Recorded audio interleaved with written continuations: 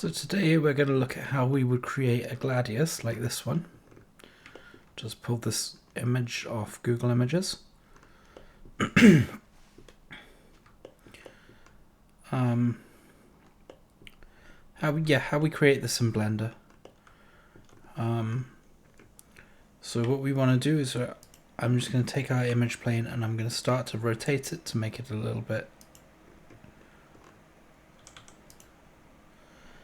straight, so we've got some kind of an anchor in space to work with, because if it's all off to one side it'll be a bit distracting for us. And now we're going to add in a plane and rotate it on the y-axis, and we're just going to start to work out the blade profile. So we can see here that we're going to need to halve this, and we can see that it goes to a very pointy tip at the tip, and then we can see that if we come into edge mode here, it continues with similar profile right the way to the bottom. So this is actually fairly simple.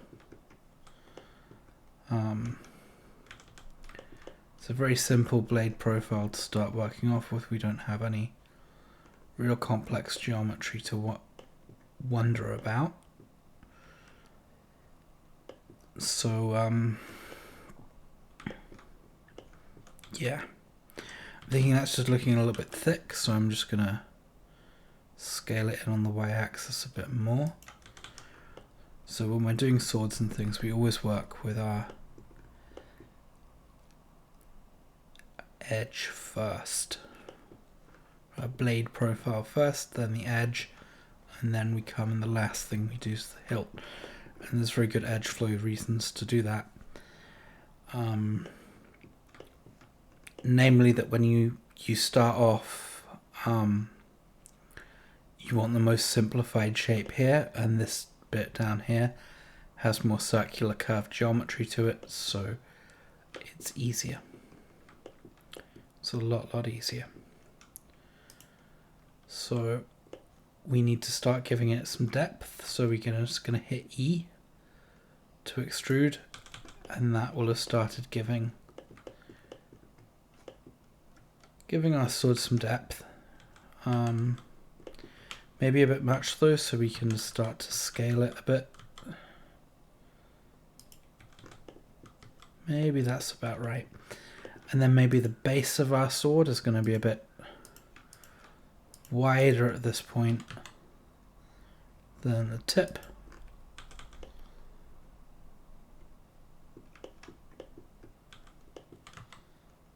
So we can do that, and we can start scaling in again.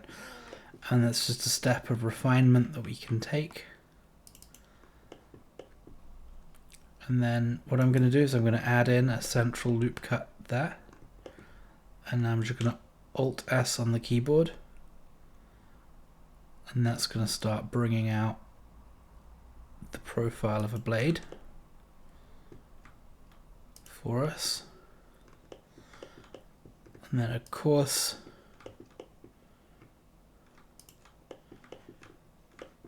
it shows this kind of sharpness down the center, so we want to kind of try and create that by perhaps bringing it out a bit there, and then perhaps in again a bit at the tip.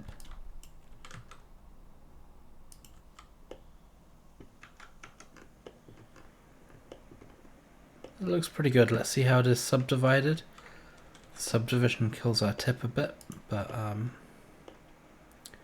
that's okay. That's okay, because what we're going to do is I'm going to add to this a modifier, and we're going to go for a generative modifier, and we're going to go for a bevel.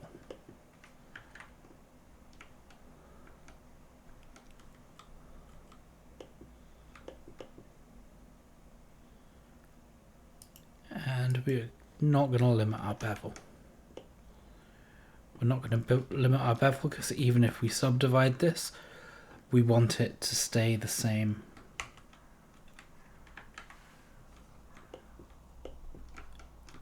We want the geometry there to be the same.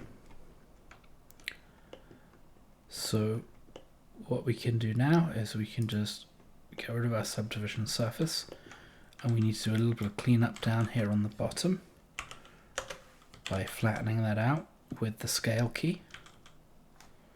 This is S to scale X and 0.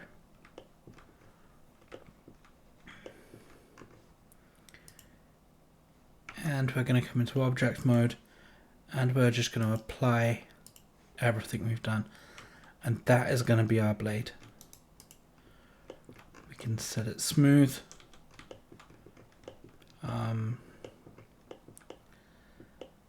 We could do a bit more refinement around the very tip here, but it's really not necessary. Especially since when we subdivide it, it subdivides down to the kind of surface that we want. If we wanted to come in here and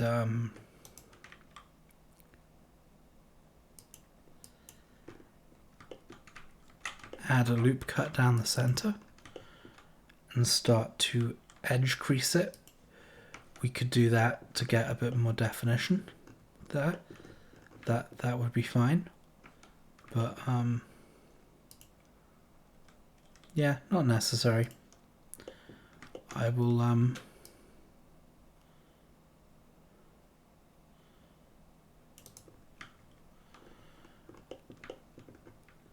I'll do it here, but it's not.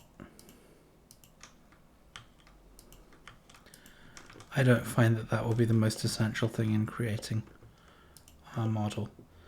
So what we want to do here is we've got all of this dirty geometry at the bottom, and what we need is something a bit cleaner. So I'm going to take all of these inside bits here, and I'm just going to hit F to create a face, and at first it's going to look like we did something terrible because we've still got a subdiv on, but that's fine. So we extrude it down, and I'm going to add another bevel in, just so if we want to subdivide again, we can see that just a little cleanup there fix that. So now we want to get this bit here, and we can see it's free now. And we want to get our Gladius reference, and we just want to look at how it goes. So we've got this metal bit which goes to the wood bit. So we're going to go ahead and we're going to start creating that. So the first thing I'm going to do is I'm going to bring this stuff to a circle, and at first it's going to look terrible, but it's going to start to make sense once we get that flattened out a bit, and then use our proportional editing tool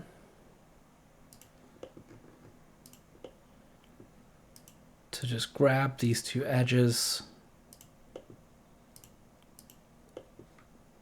on the edge, and then we can use our proportional editing tool just to create a profile of how that geometry should be. So that looks about right to me. So then we're just gonna use the extrude tool, this time with proportional editing off, to start saying, okay, that's where the metal is going to end. So I'm going to add a little bit of an indicator edge there, and I'm just going to keep hitting E.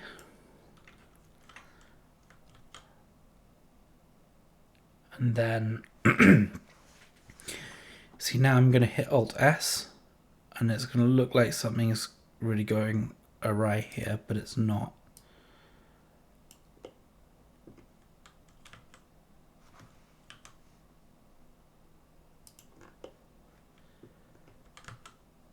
So what we want to do is we just want to keep scaling that shape.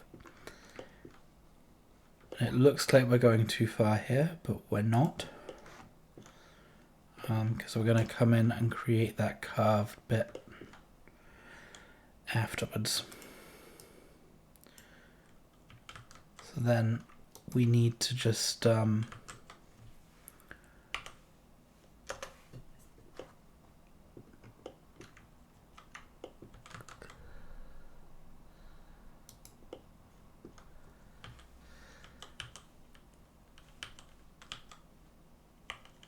clean up a slight bit, and don't worry about all of these things going a bit weird.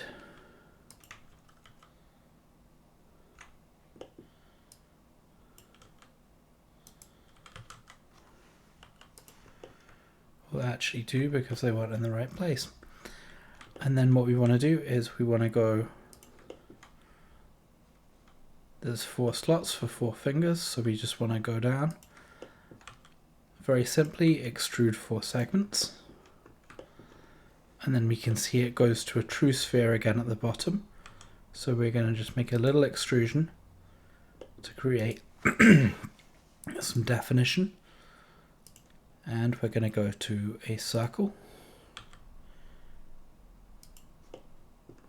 and we're going to come out to about where we want to be. Then we're going to add in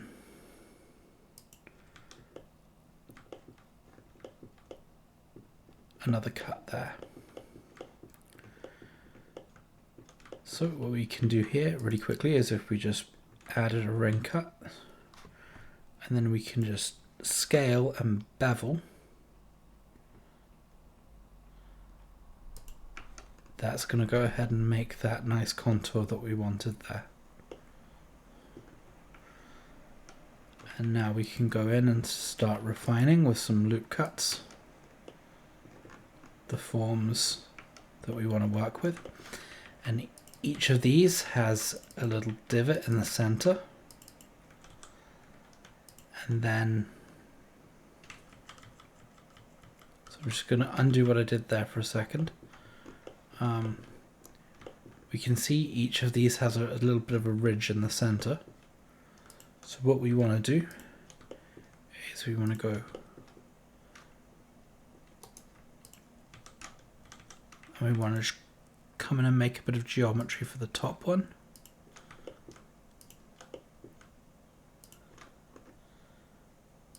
Perhaps those could go down a little bit. So we're just going to work out where things are centered, and then I'm just going to hit the Control B and bevel, and I'm just going to hold down the Shift key. And that's just going to lock a little bit of a rim in place. So then when we add in some loop cuts to intersect it and scale it in, and then bevel them out, it's going to hold that shape for us right in the center of those parts. So now we've just gone and we've really quickly created that. And we can see with not much effort at all, we're starting to get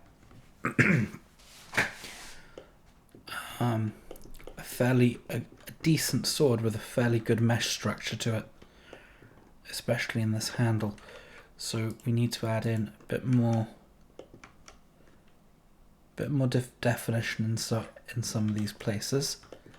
I'm just adding cuts, and we want to make this, of course, more circular. And if it's not working out, you can just adjust how things are subtly to force it to where you want it to be.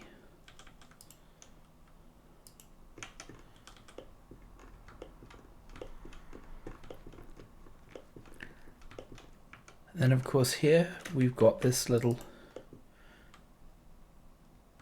bit of definition. So every time we have these little bits of definition, we're just going to come in and just start supporting them.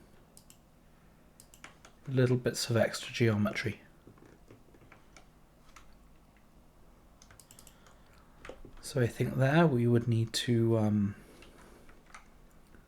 we just create a little bit of a bevel and an inset. That's going to start to look good. We can go back out, and then if we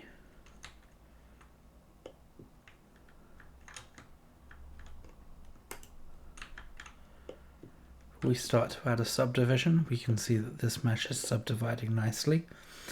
One problem that I can see immediately is that we may want to just come in and make a little pommel guard decoration. We can just go in and just finish out the base of the sword.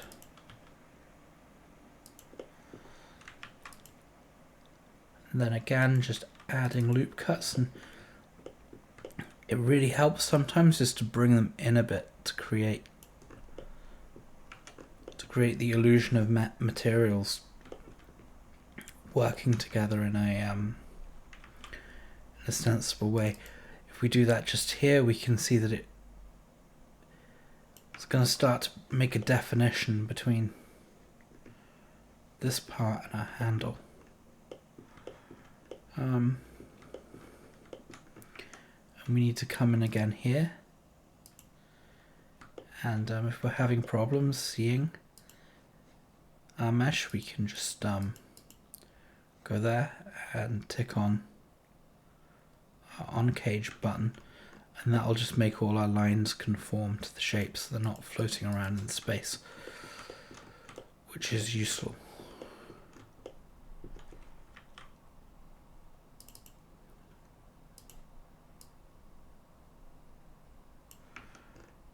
Bring it up, and